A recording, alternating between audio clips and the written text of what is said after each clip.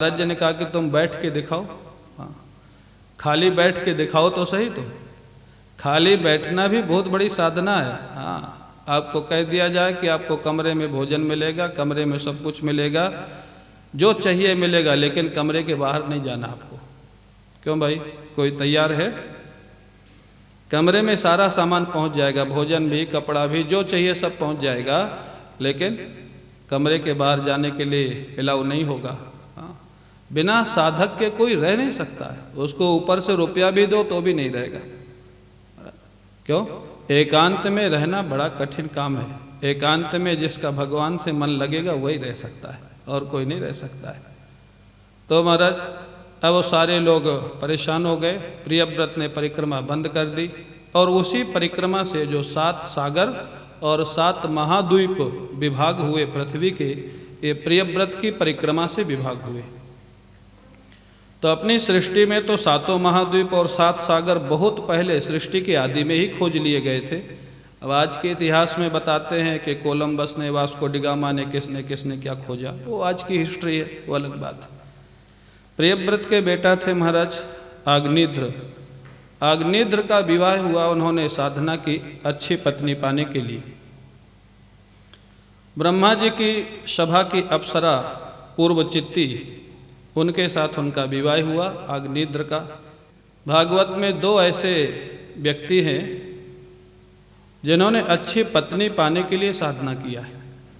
अच्छा पति पाने के लिए तो आज भी कन्याएं देवी की उपासना करती हैं, प्रायः कन्याएं करती हैं, लेकिन कोई पुरुष अच्छी पत्नी पाने के लिए उपासना करता हो ऐसा आजकल नहीं देखा जाता। क्यों करता है कोई? इसलिए नहीं मिलती अच्छी, इसलिए तो झगड़ा होता है। भागवत में लिखा है करना चाहिए। हाँ, कर्दम ऋषि ने किया और अग्निध्र ने किया, अच्छी पत्नी पाने के लिए उपासना किया। कर्दम जी की कथा में जब सुना रहा था, एक बार भोपाल में कथा हो रही थी।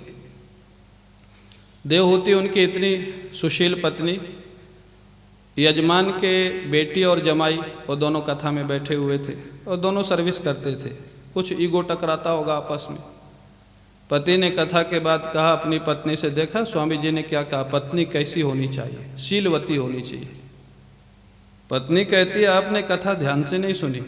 बोले क्यों? बोले स्वामी जी ने यह भी कहा था कि शीलवती पत्नी कर्दम जी को कब मिली थी? जब 10,000 वर्ष भगवान का भजन किया था। आपने कितना भजन किया है? तो पढ़े लिखे लोगों में बुद्धि कहाँ से आती है? ऐसा उसको जवाब दिया, बेचारा फिर चुप हो गया। वो तो बड़ा सोच के गया होगा कि आज बताऊंगा पत्नी को कैसा होना चाहिए। पत्नी ने उल्टे जवाब दिया, आपने कितना भजन किया पत्नी को पाने के लिए? तो बात तो सही है। अब अग्निध्र के बेटे हुए नाभि। नाभि को कोई पुत्र नहीं हुआ तो भगवान की आराधना करने लग गए। पुत्रेष्ठ याग हुआ, भगवान बड़े प्रसन्न हुए, यज्ञशाला में प्रकट हुए।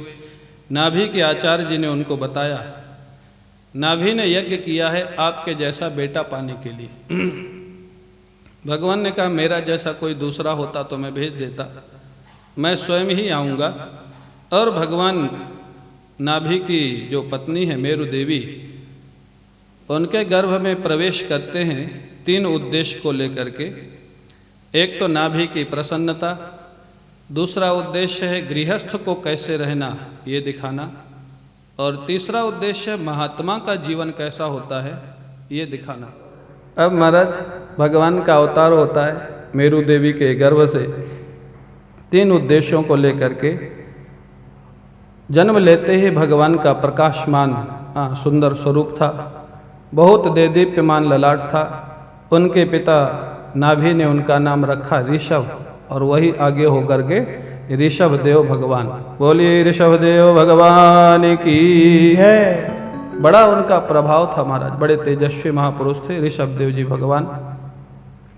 ऋषभ देव जी जब बड़े होने लग गए तो प्रभाव और बढ़ने लग गया, और इतना प्रभाव बढ़ा कि देवराज इंद्र ने अपनी पुत्री जयंती का विवाह ऋषभ देव जी के साथ कर दिया। स्वर्ग के राजा की पुत्री जयंती। ऋषभ देव जी को 100 पुत्रों की प्राप्ति हुई। बड़े पुत्र का नाम था भरत, जिसके नाम पर हमारे देश का नाम पड़ गया भारतवर्ष। ऋषभ देव जी के बड़े पुत्र का नाम था भरत। छोटे जो 9 पुत्र थे वो अलग अलग प्रदेशों के राजा हो गए। उनसे छोटे जो 9 पुत्र थे वो बड़े महात्मा हो गए।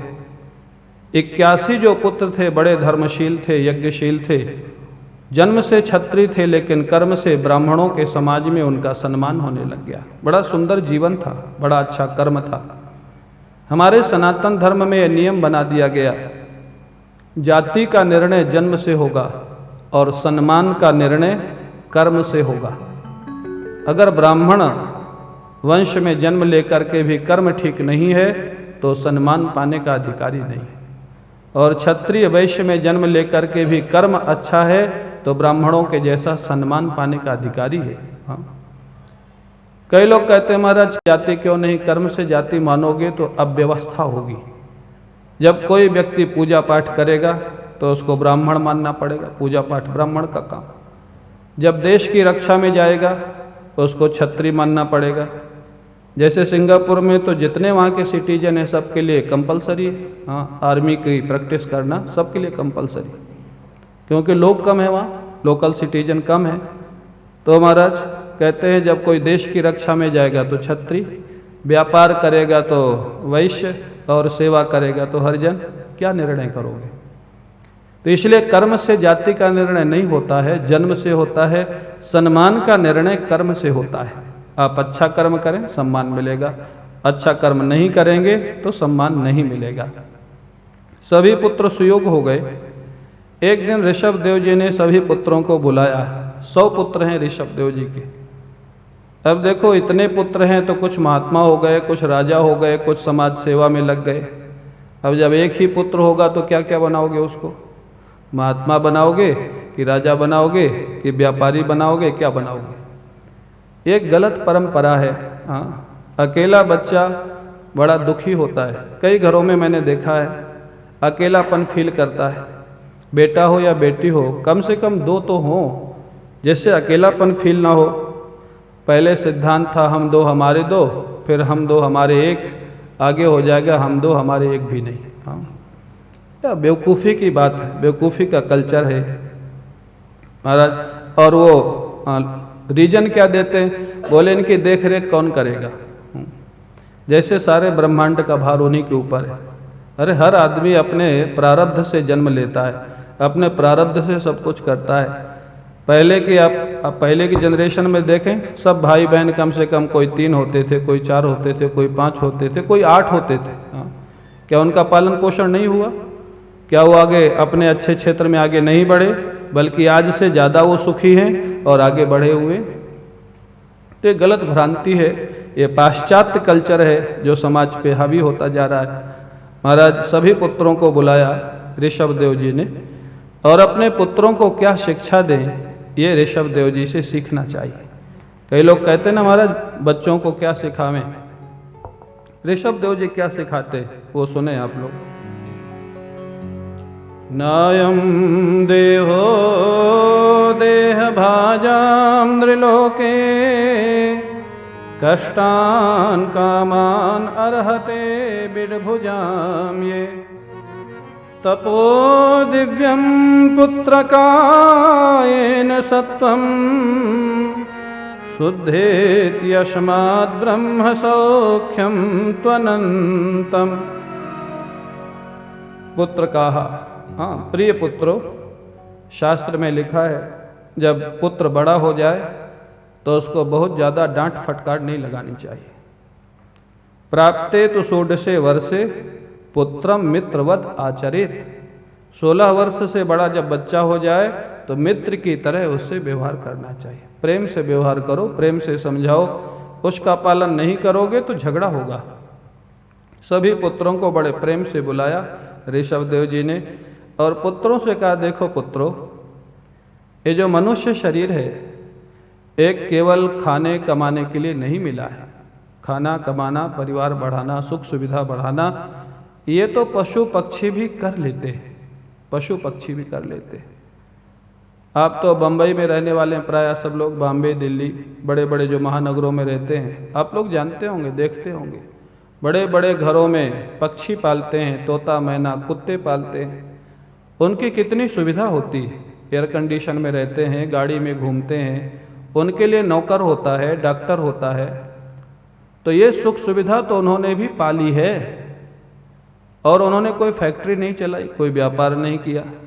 मैं तो पूछता हूँ कि बिना व्यापार किए, बिना फैक्ट्री चलाए कुत्ते को जो सुविधा प्राप्त है, वही सुविधा अगर आप दिन भर मेहनत करके प्राप्त किए तो ज़्यादा फायदे में कौन है? आप मेहनत करके एसी में रहते हो, बिना मेहनत के एसी में रहता है।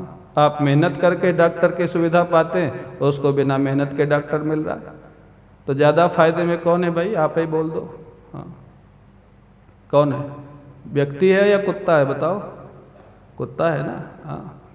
तो क्यों? फर्क क्या है? कुत्ता धर्म नहीं कर सकता, कुत्ता भजन नहीं कर सकता। अगर भजन और धर्म आप नहीं करते हैं तो पशु पक्षियों से भी गए बीते। सुख सुविधा कमाना कोई बड़ी बात नहीं है, पशु पक्षियों को मिल जाती है, सबको मिल जाती है। इसलिए ऋषभ देव जी कहते हैं, पुत्रों जीवन में कुछ ऐसा काम करो जो पशु पक्षी नहीं कर सकते। आप अपने बच्चों को बोलेंगे पूजा पाठ करो, शायद एक बार मना कर दे, लेकिन आज की जनरेशन का एक गुण है, आप उनको बोलो चैरिटी करो, दूसरों को देना सीखो, ये बच्चे इसको फॉलो करेंगे। जब दूसरों को देना सीख जाएंगे तो दूसरे का हक छीनने की आदत खत्म हो जाएगी और वो जीवन में सुखी रहेंगे। आप बच्चों को चैरिटी सिखाओ, दूसरों को देना सिखाओ, बच्चे करेंगे। आज की जो जनरेशन में ये गुण भी है, चैरिटी करने में उनको बड़ा आनंद आता है। उनका जब जन्मदिन होए, बोले अनाथालय में जाओ, जो अनाथ बच्चे हैं उनको भोजन कराओ, गौशाला में जाओ, गायों को भोजन कराओ। ये बच्चे करेंगे, पूजा पाठ करें मत करें कोई बात नहीं, नींव अच्छी डालो, बच्चों को देना सिखाओ, बच्चों को हेल्प करना सिखाओ। ऋषभ देव जी कहते, बोले ये कैसे होगा? तो एक बात का ध्यान रखो, और बच्चों के लिए बच्चों की संगति ठीक रहनी चाहिए। बच्चों का संग कैसा है, किन लोगों के साथ रहते हैं, ये ध्यान रखोगे तो बच्चे ठीक रहेंगे। लेकिन आजकल थोड़ा कठिन हो गया है, सब बच्चे एक जैसे रहते हैं, वहाँ सब उनको सुख सुविधा है, क्या करते हैं आप कुछ पता लगा भी नहीं सकते। कठिन काम है। तो एक तो संग को सुधारो, बच्चों का संग कैसा है, और दूसरा बच्चों को आप जैसा बनाना चाहते हो पहले स्वयं भी वैसे बन के दिखाओ। आप स्वयं ड्रिंक करेंगे और बच्चों को बोलेंगे ड्रिंक करना नुकसानदायक है, तो बच्चा आपके सामने भले चुप लगा जाए लेकिन वो मानेगा नहीं, वो चुरा के करेगा, छिप के करेगा। तो बच्चों को चैरिटी की शिक्षा दो, भगवान का भजन करें, हनुमान चालीसा करें तो बहुत खुशी की बात है। नहीं करें तो चैरिटी जरूर कराओ। दूसरी बात, उनकी संगति का ध्यान रखो जहाँ तक हो सके। तीसरी बात, स्वयं वैसा जीवन अपना बनाओ जैसा बच्चों को देखना चाहते हो, जैसा बनाना चाहते हो। ये प्रयास है माता पिता का। इसके बाद भी अगर नहीं होता तो भगवान पे छोड़ दो, क्योंकि बच्चों के जीवन में माता पिता का रोल 20% है, 80% उसका अपना भाग्य होता है। हिरण्यकशिपु के पुत्र प्रहलाद हैं, कोई मैच नहीं है, कहाँ हिरण्यकशिपु कहाँ प्रहलाद। और अंग के पुत्र बेन है, अंग बहुत बड़ा भक्त है, बेन बहुत बड़ा दुष्ट है। तो जो लोग ये मानते हैं कि हमारी कमी है, ऐसा नहीं है। माता पिता के द्वारा 20% बच्चों के जीवन में परिवर्तन होता है, 80% बच्चे का अपना प्रारब्ध होता है। तो अच्छा प्रयास करो, अच्छी मेहनत करो, उसके बाद न हुए तो भगवान की इच्छा समझ करके तनाव मत लो, भगवान से प्रेयर करो, प्रे करो, ठीक हो सकता है। उसका प्रारब्ध क्या करोगे? महाराज ऋषभ देव जी ने बच्चों को ये उपदेश दिया और उपदेश दे करके दिखाया। बच्चों को सिखा रहे थे कि अच्छा काम करो, दूसरों की सेवा करो। स्वयं अपने बड़े पुत्र को राजा बना दिया, भरत को, और स्वयं सब कुछ छोड़ करके अवधूत का वेश धारण करके ऋषभ देव जी महाराज जंगल में चले जाते। ये भी शिक्षा है, समय रहते अपनी ड्यूटी बच्चों को संभला दो। समय रहते नहीं संभलाओगे तो बच्चे फिर बड़े होकर के प्रयास करेंगे आपसे छीनने का, अपना हक जमाने का। इससे अच्छा है कि समय रहते उनको संभला दो, आप भजन करो, वो भी सुखी, आप भी सुखी। ऋषभ देव जी चले गए, अवधूत का जीवन स्वीकार किया। शरीर पे कपड़ा भी नहीं था, एक मस्ती का जीवन था। क्यों? मस्ती कब आती है? जब जीवन में कोई संसार की चाह शेष नहीं रहती। चाह, हमारे गुरु जी कहते थे जो चाह है ना, चाह में से चाह निकालो तो क्या बचेगा? आह। चाह के अंदर ही आह जुड़ी हुई है, जहाँ चाह हुई वहाँ दुख आया। हाँ, कोई भी चाह जीवन में आएगी वो आह लेकर के आएगी, ये ध्यान रखना। जो भी चाहोगे, चाह जैसे जैसे खत्म होती जाएगी जीवन में मस्ती आती जाएगी। जाको कछु न चाहिए सोई साहनशाह, जिसको कुछ नहीं चाहिए। भगवान शंकराचार्य जी कहते हैं गरीब कौन है, अमीर कौन है, जानते हो? प्रश्नोत्तरी में, कोवा दरिद्रो ही विशाल तृष्णा श्रीमांशको यस्य समस्त तोषा। शंकराचार्य जी कहते हैं सबसे ज़्यादा गरीब कौन है? बोले जिसकी कामनाएं बढ़ी हुई है, ये चाहिए, ये चाहिए, ये चाहिए, वो सबसे बड़ा गरीब है। और बोले सबसे बड़ा अमीर कौन है? जिसकी कामनाएं समाप्त हो गई, वो सबसे बड़ा अमीर है। हाँ, अमीर और गरीब की परिभाषा शास्त्र में अलग है, व्यवहार में अलग है। महाराज ऋषभ देव जी को कुछ नहीं चाहिए था, मस्त शरीर, चेहरे पर मस्ती, ब्रह्मानंद की अनुभूति, और मस्ती से विचरण कर रहे थे। शरीर पर कपड़ा भी नहीं था, दिगंबर थे। जैन संप्रदाय का प्रारंभ इन्हीं से हुआ ना, ऋषभ देव जी से। दिगंबर थे ऋषभ देव जी महाराज। अब उसके बाद देखा, जिधर से निकलते थे लोगों ने देखा ये कोई पागल है। हाँ, बड़ी अवस्था का व्यक्ति दिगंबर होके घूमे तो लोग यही बोलेंगे पागल है। कोई पत्थर फेंकता था, कोई धूल फेंकता था, कोई पागल पागल कह के पीछे दौड़ता था, कोई कुत्ते दौड़ा देता था। ये सारी परिस्थितियां साधु बनने के बाद भोगनी पड़ती।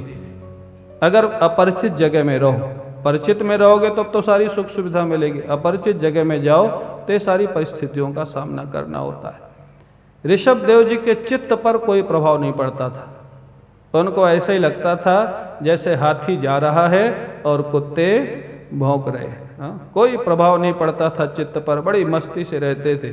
कुछ लोग कहते थे देखो इस व्यक्ति का भाग्य फूट गया है, घर परिवार छोड़ के कैसा जंगल में घूम रहा है। कई लोग ये भी कहते हैं कोई महात्मा बन जाए तो सोचते हैं इसका भाग्य फूट गया, घर छूट गया, परिवार छूट गया। अब तो नहीं कहते, मेरे को लोग पहले कहते थे, 10-12 साल पहले की बात है। दिल्ली से मैं जा रहा था कलकत्ता, तो एयरपोर्ट पे जब गया तो सिक्योरिटी वाला खड़ा हुआ था, वो बहुत देर से मेरे को देख रहा था। मैं सोचा पता नहीं क्यों देख रहा है। जब मैं अंदर चला गया तो मेरे को जो भेजने के लिए आए थे सज्जन, उनसे पूछता है इस बच्चे को किसने भड़का दिया है? ये बेचारा अभी से साधु बन गया, जीवन में कुछ देखा ही नहीं। माने उसको बड़ी दया आ रही थी मेरे ऊपर, इस बेचारे को किसने भड़का दिया है। उससे पूछा जो हमको छोड़ने आए थे। जब मैं कलकत्ता पहुंच गया तो उन्होंने फ़ोन किया कि वो ऐसा कह रहा था सिक्योरिटी गार्ड जो आपको देख रहा था। तो मैंने कहा दोबारा मिले तो उसको कह देना कि उस बेचारों को किसने भड़का दिया जो एयरपोर्ट पे दिन भर खड़ा रहता है। मैं सोचता हूँ वो बेचारा है, वो सोचता है मैं बेचारा हूँ। ये तो दृष्टि है अपनी अपनी।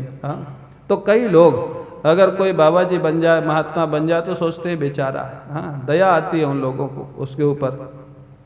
ऋषभ देव जी मस्ती से घूम रहे थे। लोग मस्ती से घूमने में भी रहने नहीं दे रहे थे। कोई पत्थर मारता था, कोई गाली देता था, कोई पागल पागल कह के चिल्लाता था। महात्मा बनना कोई सामान्य चीज़ नहीं है अगर महात्मा के जैसे रहे। हम लोग तो परिचितों में रहते हैं, पहले से फ़ोन हो जाता है, सूचना हो जाती है, गाड़ी आ जाती है, भोजन आ जाता है, तो एक अलग बात है। पहले जैसे महात्मा रहते थे, अपरिचित जगहों में पैदल घूमते थे, बड़ी तपस्या होती थी उसमें। महाराज ऋषभ देव जी ने देखा कि दुनिया के लोग शांति से घूमने भी नहीं दे रहे। उन्होंने एक जगह आजगरी वृत्ति का आश्रय ले लिया। आजगरी वृत्ति माने अजगर के जैसे एक स्थान पर लेट गए, न भिक्षा मांगने जाते, न किसी से कुछ बोलते। 1 दिन हो गया, 2 दिन हो गया, 3 दिन हो गया। 3 दिन भी जब कहीं नहीं गए, लोगों ने आते जाते देखा, मस्त शरीर, तगड़ा हृष्ट पुष्ट शरीर था महाराज। आजकल का कल्चर वाला नहीं था, दुबला पतला जो होता है ना। आजकल का कल्चर है जितना स्लिम हो जाए, लोनावाला की हवा में टेक ऑफ कर जाए, उसको बहुत अच्छा मानते। अगर हृष्ट पुष्ट होवे तो उसको अच्छा नहीं मानते, बेवकूफ़ी वाला। ये भी एक बेवकूफ़ी का कल्चर है। अरे जब तक हृष्ट पुष्ट नहीं रहोगे तो काम कैसे करोगे? शरीर साथ नहीं देगा। पुराने लोग जितना काम आज कर सकते हैं आज के बच्चे नहीं कर सकते। क्यों? न घी खाएंगे, न दूध खाएंगे, न मलाई खाएंगे, क्या खाएंगे? पिज़्ज़ा खाएंगे, बर्गर खाएंगे, मरे फिर। पेट खराब होगा, भूख खराब होगी, शरीर खराब होगा। तो खाने की चीज़ वो खाते नहीं। दूध पिएंगे भी तो मलाई निकाल के। हम लोग जब दूध पीते थे तो मलाई पहले खा जाते थे। अब आजकल मलाई निकाल के, क्रीम निकाल के दूध पिएंगे तो शरीर में ताकत आएगी कहाँ से? 40 साल के बाद सबको प्रॉब्लम फेस करनी पड़ती है जो घी दूध नहीं खाते। अब तो टिफिन की लाइन लग गई। हाँ, 1 माता, 2 माता, 3 माता, 4 माता, 10 माता। क्योंकि माताओं को पता लग जाए कि कोई महात्मा में सिद्धि है फिर तो बस गए महात्मा जी। अब कितने महात्माओं का भोजन करें? कितनी माताओं का भोजन करें? 1 का करें, 2 का करें। अब जिसका नहीं करें वो जबरदस्ती खिलावे। क्यों? बाबा जी को खिला दो, हमारा काम हो जाए, बाबा जी का जो हो सो हो, अपने को क्या करना है? भगत लोगों की यही दशा होती है। महाराज हमने अपने हाथ से बनाया है तो खा ही लीजिए। अरे अपने हाथ से बनाया तो क्या पेट में नहीं जाएगा क्या? जो नुकसान करना हो तो करेगा ही ना। महात्माओं का स्वास्थ्य ज़्यादा उसी में खराब होता है, भक्तों की दुराग्रह से। खा ही लीजिए, ये ले ही लीजिए, 1 पीस तो ले ही लीजिए। अरे आपके लिए 1 पीस से महात्मा को तो रोज ही खाना पड़ता है ना। इसलिए सेवा में बहुत ध्यान रखना चाहिए। आप अपनी खुशी के लिए उनको भोजन करा रहे हैं या उनकी खुशी के लिए करा रहे हैं, ये ध्यान रखना चाहिए। भोजन करा के उनको खुश करना चाहते हैं या अपने मन को खुश करना चाहते हैं? माने बाबा जी बीमार पड़ जाए इसकी कोई चिंता नहीं, हमने जो बनाया वो जरूर खाना है उनको। ये ना समझिए, ये विवेकहीन श्रद्धा है। ऋषभ देव जी को भी, अब ये सतयुग से सब ये परंपरा चली आ रही, ऋषभ देव जी के साथ भी यही हुआ। जब उन्होंने देखा लोग मानेंगे नहीं, उठ के वहाँ से चल पड़े और हमारा दक्षिण भारत में चले गए, कर्नाटक प्रदेश में। वहाँ जा कर के देखा जंगल में आग लगी हुई थी, उस जंगल में सशरीर प्रवेश कर गए, अपने शरीर का परित्याग कर दिया। उन्हीं ऋषभ देव जी के भक्त हुए अरहत नाम के राजा, और उन्हीं से फिर जैन संप्रदाय का प्रारंभ हुआ। ऐसे ऋषभ देव जी ने दिखाया कि महाराज ज़्यादा बहुत इस संसार में, समाज में प्रवचन करने की जरूरत नहीं है। जितना आवश्यक हो उतनी करना चाहिए।